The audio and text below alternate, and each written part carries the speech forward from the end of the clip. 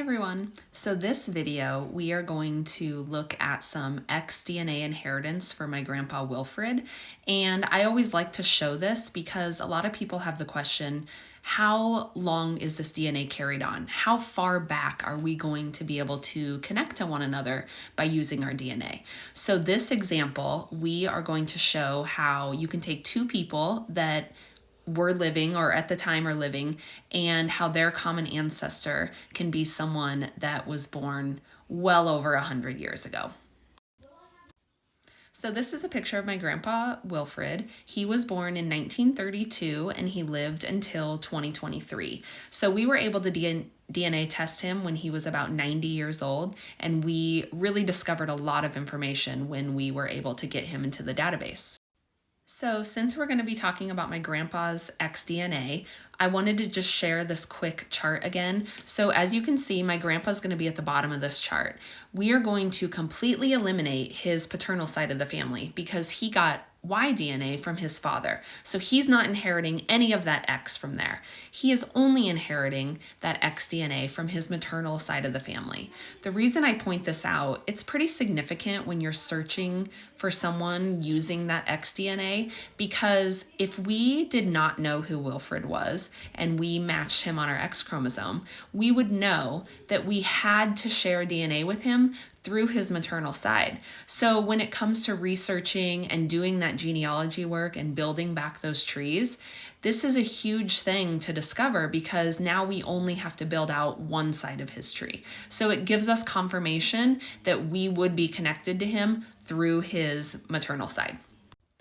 So this is my grandfather's X chromosome. As you can see here, he has a match on his X chromosome whose identity I have blurred out for her privacy, but we're going to call her B.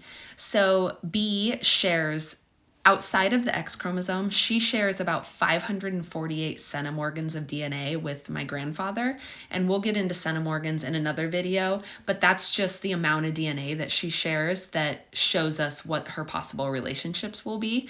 But she also shares DNA with him on the X chromosome. And so what's significant about that is that we know, number one, they're going to have a common ancestor, but number two, we know that this person shares DNA that is going to be on my grandfather's mother's side of the family. And so we're going to see if we can figure out their common ancestor. So this is just a really simple family tree of how this DNA match connects to my grandfather. So this person ends up, I know who she is. She is a first cousin once removed to my grandfather Wilfred. So this DNA match, she was actually born in 1982. My grandfather was born in 1932. So they're a generation apart, but quite a few years apart there. Her mother is a first cousin to my grandfather, which that is why then she is a first cousin once removed.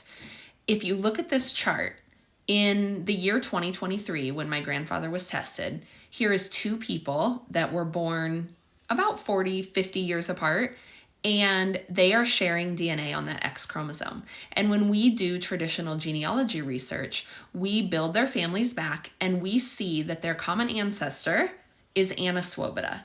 Anna Swoboda would have been my grandfather Wilfred's grandmother. She was born in 1883. She would be the great-grandmother of our DNA match that shares DNA on the X chromosome. So what I like to point out here is Anna Swoboda, born in 1883, she is the common link between Wilfred and B, this DNA match.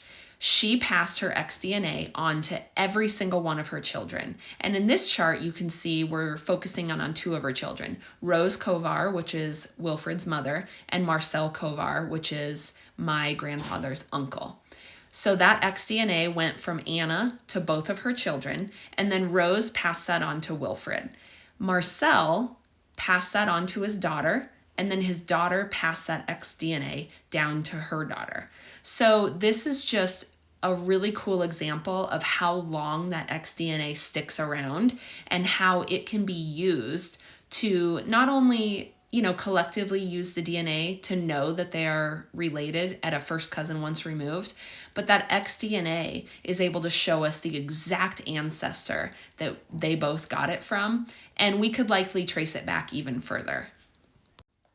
There are many ways that we can look at xDNA across all of our different matches and see how we connect to them. But this is just a really cool example how you can take people that are 50 years apart in age and then find that their common ancestor is someone that was born, 140 years ago.